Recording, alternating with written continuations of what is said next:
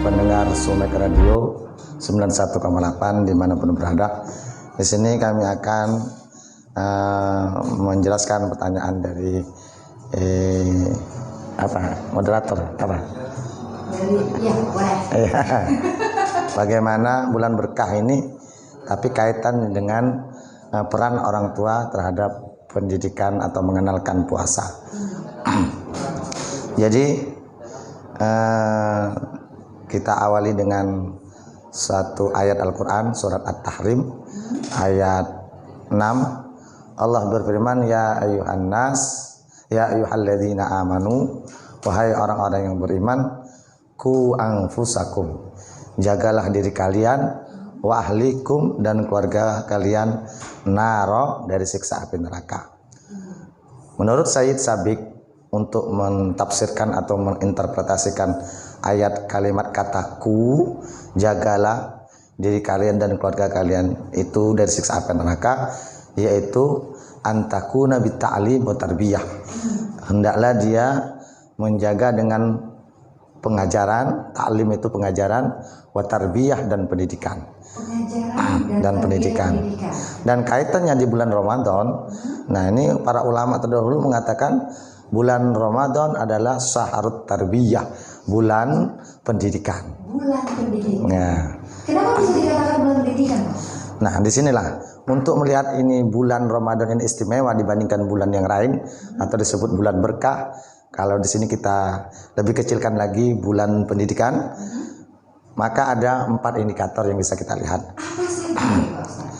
Dari segi psikologi pendidikan, menurut Profesor Jalaluddin, disebutkan bahwasanya bulan ini disebut bulan yang religius. Yang pertama, dalam bulan ini ada yang namanya knowledge-nya, pengetahuan. Maka bandingkan di bulan sebelumnya, bagaimana seorang di musola, pengurus masjid itu ada kultum zuhur, bahkan sebelum taraweh ada kultum, bahkan di radio pun ini juga ada kultum. Nah, inilah disebut namanya knowledge, yang dikembangkan pengetahuan yang sangat meningkat dibandingkan bulan-bulan sebelumnya. Jadi mengakses pengetahuan sangat mudah di bulan puasa ini. Yang kedua, yaitu faktor ritualnya. Kita bandingkan di bulan sebelumnya. Kalau bulan sebelumnya mungkin musola itu sepi, masjid itu sepi. Tapi di bulan syahrul Ramadan, syahrul tarbiyah, sangat ramai, bahkan sampai 2 shop. Iya, malahan yang ramai itu di awal, pertengahan sepi, nanti di akhir mau dekat Idul Fitri mulai ramai lagi. Artinya ritual yang tadinya hanya sholat berjamaah di rumah, sekarang ada tergerak untuk sholat di musola, di masjid. Nah, inilah disebut ritualnya beda dibandingkan bulan-bulan yang lain.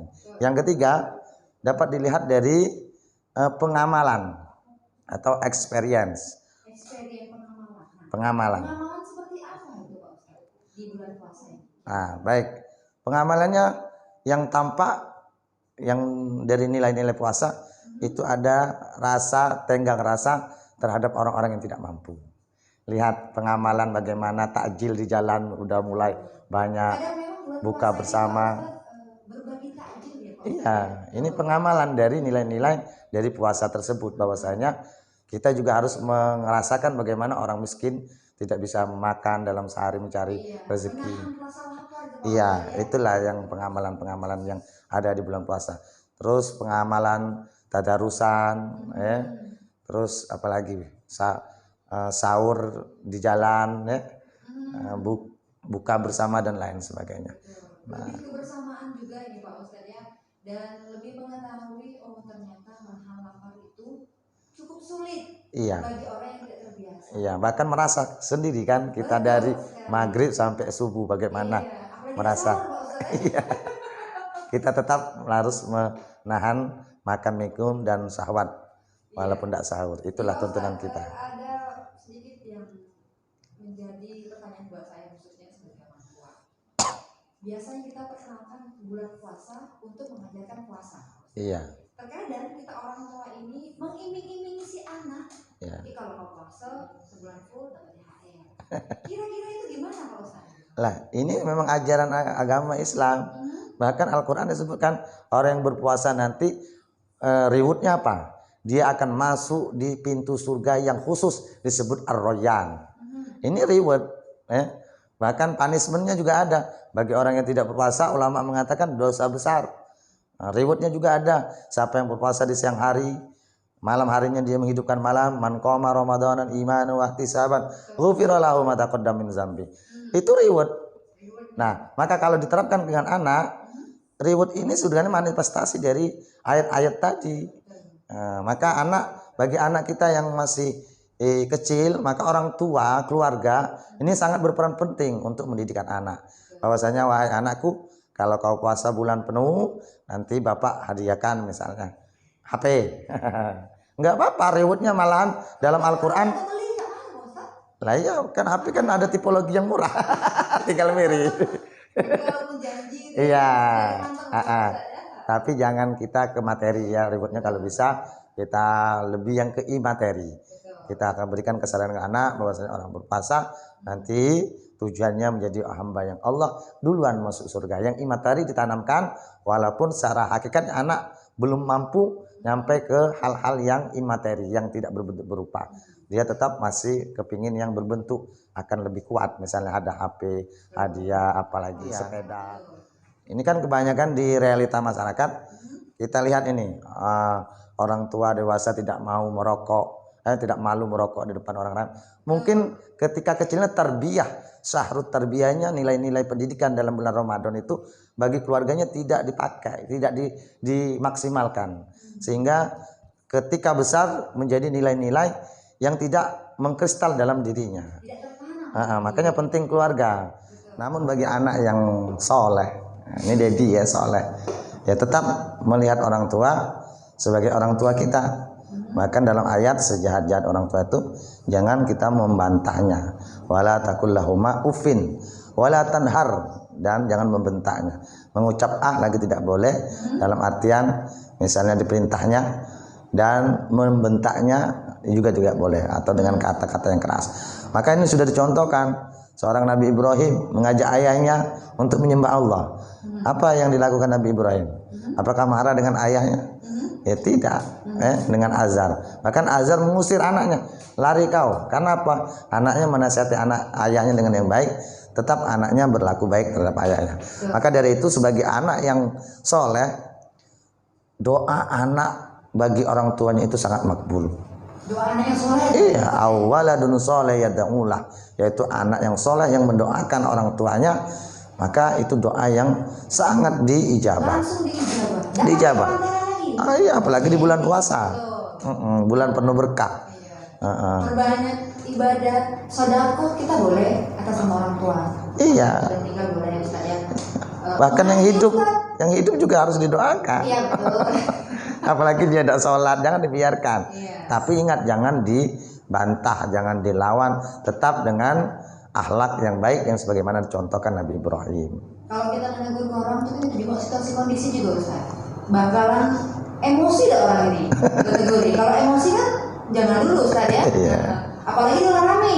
Iya. Tambah ngamuk kan kalau kita dulu kamu stoknya rokok tidak. Nah itu sebenarnya jadi problem juga. Tapi sebenarnya pedagang Sumex kita juga harus melihat situasi kondisi dan bijaklah kalau mau menegur seseorang dengan. Apalagi orang tua. Betul, orang tua. Kalau saya lebih baik doa. Cari doa-doa tempat yang ijabah di bulan puasa, seperempat malam. Kalau besok pas sholat dia nonton TV, doanya kuat-kuat. Ya Allah ya Tuhanku, berilah kedua orang tuaku hidayah. Kan kita tidak menceramahkan, biar dia dengar saja. Nanti dia tersentuh di hatinya. Tidak perlu pakai mic Itu bahaya. Iya, karena memang itu doa anak yang soleh itu luar biasa. Iya.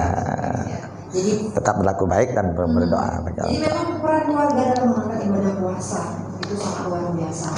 Karena kita sebagai orang tua ya mengajarkan misalnya anaknya umurnya sekian, puasanya itu puasa singkat dulu Ustaz ya. Iya. Puasa burung. Puasa burung dulu.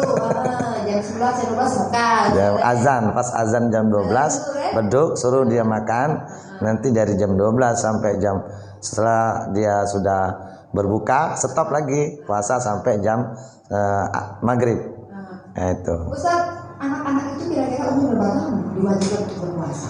Kalau syarat sah puasa itu pertama Islam, yang kedua bagi anak-anak itu mumayyiz itu balik, bisa membedakan antara baik dan benar. Nah, kalau ukuran balik itu berarti ketika anak perempuan berarti haid, ya. Kalau anak laki-laki dia sudah bermimpi basah atau ada ciri-ciri yang lain. Ya kira-kira kalau SMP, SD itu biasanya belum. Anak SD itu kelas 6 ada juga yang haid sekarang ya. Nah, berarti pendidikannya sebelum itu. Sebelum itu, bahkan kalau mau kita kiaskan dari sholat, umur 7 tahun muru auladakum bis sholah wa hum abna asinin. Perintah anakmu untuk sholat 7 tahun. Kalau dikiaskan untuk puasa berarti 7 tahun sebelum balik sudah dilatih. Berarti kira-kira umur 1 SD ya. Udah suruh berarti sebelum itu, sebelum SD itulah namanya puasa burung dilatih. Lagi TK. Iya, kiat-kiat untuk mendidik anak. Iya, tergantung bagaimana kita mengkondisikan kalau misalnya di keluarga. Iya, di keluarga. Kalau di masyarakat sudah terkondisi kan, tetangganya sudah puasa, dia lihat sudah puasa. Artinya pendidikan untuk mengenalkan puasa di bulan Ramadan sangat kondusif. Sangat mendukung. Ini kesempatan orang tua untuk mendidik anak-anaknya di usia dini. Oke, luar biasa pendengar Somex ya. Banyak sekali kiat-kiat dan salah satunya biasakan dulu puasanya itu puasa dulu, diajari dulu. Kemudian juga memberikan door prize atau reward. Reward itu nggak jadi masalah. Yang penting itu bisa memotivasi dan juga ajarkan niat yang baik supaya bisa mengkristalisasi nilai-nilai anak, keluarga, nilai-nilai bahwa dimanapun kita berada, ketika hal yang wajib, ayo kita lakukan. Tambah satu lagi, boleh? Beri punishment, hukuman. Artinya kalau tidak puasa jangan buka dulu. Setelah saudaranya berbuka baru giliran dia. Kalau dia ngomong apa Ustaz? Nah ini penting, komitmen dalam keluarga orang tua seperti itu. Betul. Bahkan sama istri saya juga ini lagi haid ini. Nanti ibu kamu yang berpuasanya. Iya terakhir. Nah ini namanya punishment, hukuman. Hukuman bagi anak yang tidak berpuasa, maka dia tidak boleh memilih item menu yang duluan. Suruh saudaranya yang duluan. Iya tersiksa dia. Maka dia akan termotivasi ke depannya, dia akan berpuasa. Betul sekali. Karena kalau misalnya tidak ada punishment sebenarnya juga menjadi problem. Iya. Kebiasaan yang baik itu akan menghasilkan hal yang baik. Iya. Betul sekali.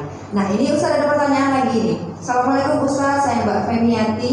Ini mau bertanya, kalau seandainya saya berpuasa tapi masih ngomong kurang Ustaz, atau bahkan saya mendengar omongan tetangga, itu gimana Ustaz? Terima kasih. Nah ya, kita takutnya terjebak nanti di dalil yang mengatakan kamin soimin. Berapa banyak orang yang berpuasa tidak dapat apa-apa. Ilal ju'i wal atos, kecuali dia lapar. Iya. Maka untuk menghindari itu, makanya kalau orang yang memakai dalil naumun soimun ibadah, tidurnya orang berpuasa itu ibadah, salah satunya menghindarkan riba, menghindarkan ngobrol di luar. Ini kan kita ibu-ibu ini kalau sore bukan menyiapkan puasa ini, duduk nongkrong, itu semuanya keluar semua itu, aib orang dan lain sebagainya. Padahal puasa tadi bisa, kalau tahap khos, puasanya kalau Imam Ghazali ada 3. Puasa am, umum, orang yang umum, puasa yang khos, dan khawasul khawas. Yang am umum cukup menahan lapar, makan, syahwat, sudah selesai. Tapi kalau dia naik ke level puasa orang yang khusus, itu larinya ke batiniah. Salah satunya menjaga lisan, menjaga pandangan, menjaga pendengaran. Nah, seperti itulah. Jadi sebenarnya ini harus mindset itu dirubah Ustaz ya? Iya. Kalau bisa. Kan biasanya seperti itu Ustaz. Dan iya. ini sudah lumrah sekali. Kalau orang berpuasa dia punya kristalisasi yang baik, biasanya lebih senang di rumah. Iya. Harus menonton yang bermanfaat, hal-hal yang mengaji sebagainya. Nah kalau kita misalnya di rumah itu nonton gosip itu sama ya Ustaz? Sama kan, tidak menjaga pendengaran. Betul. Ya, karena pendengaran ini penting. Manusia ini tumbuh penyakit hatinya dari 2. dari mata dengan pendengaran. Mata dan pendengaran. Itu. Maksudnya itu seperti apa? Maksudnya mata melihat. Nah, kita melihat konten-konten yang tidak benar. Ini kalau di YouTube kan kadang nongol sendiri ini. Ya, Nah, maka ada turos kita mengajarkan melihat sekali sudah kita ucapkan istighfar, kita ganti konten yang lain. Pendengaran juga kita lihat, ini sering kita dengar di konten-konten di YouTube bagaimana orang memotong video, menyambungkan video lain untuk saling mengkanter antar kiai. Ini kan fitnah. Nah, ini kalau tidak hati-hati, tidak bijak, maka kita akan terjebak di yang tadi, orang yang memakan darah saudaranya sendiri, yaitu orang yang mengupat, orang yang membenci, sehingga penyakit hati yang seharusnya dikikis di bulan puasa semakin menjadi. Iya, nah ini naudzubillah, jangan sampai kita tergolong puasa yang awam, kita naiklah ke tingkat, karena tiap tahun ini kan puasa nih, kita naik yang mungkin tadi yang tingkat awam kita naikkan ke tingkat khos, melatih pandangan, melatih pendengaran, melatih lisan, dan lain sebagainya, sehingga hati ini tertuju untuk menjaga lahir batin, untuk menjaga daripada bulan puasa tersebut. Dan melatih kesabaran juga Ustaz. Iya, melatih kesabaran, pasti itu. Yang ketiga khawasul khawas, itu karena puasa itu bukan karena yang lain, bukan karena ingin reward masuk surga, menghindari neraka, bukan karena ingin hatinya terkikis dari penyakit hati, tapi dia semuanya karena Allah, lillah. Makanya dalil mengatakan ausomuli, somu itu untukku. Ini hadis kursinya. Ini menunjukkan bahwasanya tingkatan yang paling tinggi puasa adalah mengharapkan ridho Allah Subhanahu wa taala. Ini tentu melalui tahapan dari awal, tak bisa langsung loncat ke khawasul khawas. Kita harus melalui tahapan puasa orang biasa, tahapan melatih di khawasul khawas, khos, baru khawasul khawas. Di sini closing statement, peran orang tua terhadap pengenalan puasa bagi anak ini sangat penting. Bagaimana caranya orang tua? Yang pertama, orang tua memberi contoh yang baik. Seandainya orang tuanya tidak puasa, maka dia jangan tampakkan depan anaknya. Sangat penting. Ini pengaruh terhadap psikologi anak. Anak itu melihat, mendengar perilaku orang tuanya, itulah yang dijiplaknya. Ma fil aba fil abna. Apa yang ada di orang tua pasti ada di anak. Maka dari itu ada kisah pepatah, buah pisang tak akan mungkin jatuh dari bawah pohonnya, pasti dekat kecuali kelapa katanya di bawah air. Artinya itu juga mayoritas anak itu sama persis sama perilaku orang tuanya. Nah, kecuali kalau misalnya ada anak ustadz tahunya dia nakal, berarti dia di bawah air, di bawah arus, itulah namanya lingkungan luar. Atau anak bandit misalnya, anak yang tidak berpuasa, ternyata anaknya disoleh karena lingkungan luar yang mendukung, tapi yang secara tekanan itu ada di keluarga. Maka dari itu saya berpesan tambah satu lagi, karena tidak dikupas tadi saya lupa, itu mendampingi orang tua ketika sholat tarawih ini penting. Karena kalau tidak, anak ini mengganggu, mengganggu. Nah, ini yang terjadi. Berapa hari ini saya lihat postingan, aduh, anak saya dimarahin pengurus musola, diusir, bahkan dengan kalimat-kalimat yang kotor. Bahkan ada postingan Ustadz Amri barusan sebelum tadi saya datang, lihat di Turki bagaimana seorang imam mengajak anak-anak bermain. Nah, ini maksudnya penting, anak ini jangan sampai mereka itu di luar. Gara yang tadinya dia gairah, senang masuknya bulan puasa, tapi karena tanpa ada dampingan orang tua di masjid, pengurus masjid jadi singkoh untuk menegurnya. Iya.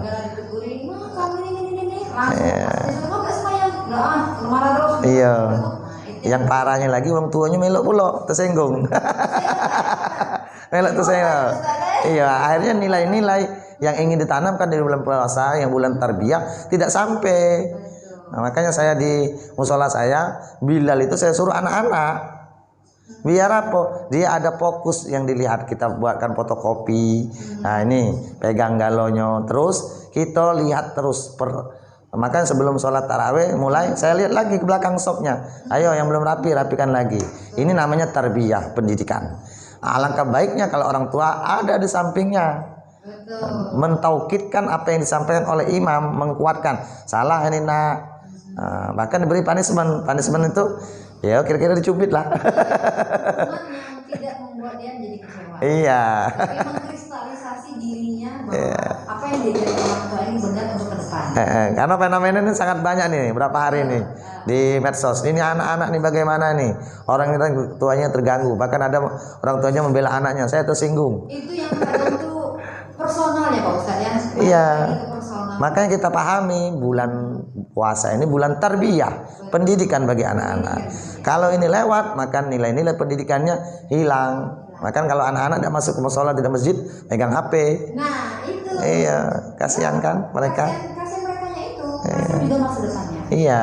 Kalau dia sudah punya kristalisasi yang baik, sudah kebiasaan yang baik, kedepannya juga luar biasa. Iya, mari kita sama-sama rangkul anak kita didik, baik orang tua, masjid, pengurus masjid, lingkungan, kasih contoh. Kalau udah puaso, wa, be, mang, yang di luar tidak usahlah ditampakkan, karena anak-anak ini melihat, dia mendoktrin, merekam di otaknya. Nanti ketika kita tiada, mereka ya sudah. Budaya ini sudah terjadi. Nauzubillah, kita berlindung kepada Allah jangan terjadi di lingkungan kita. Luar biasa. Jadi Wak, Deman, Mama, untuk Anda semoga menjadi berkah di bulan puasa. Amin. Dan kita memperkenalkan berkahnya bulan puasa. Amin. Bagaimana cara berpuasa, apa yang harus kita lakukan, apa yang harus kita hindari, yang tentunya menjadi kristalisasi kita sendiri bahkan untuk sang anak ya di kemudian hari Pak Ustaz. Iya.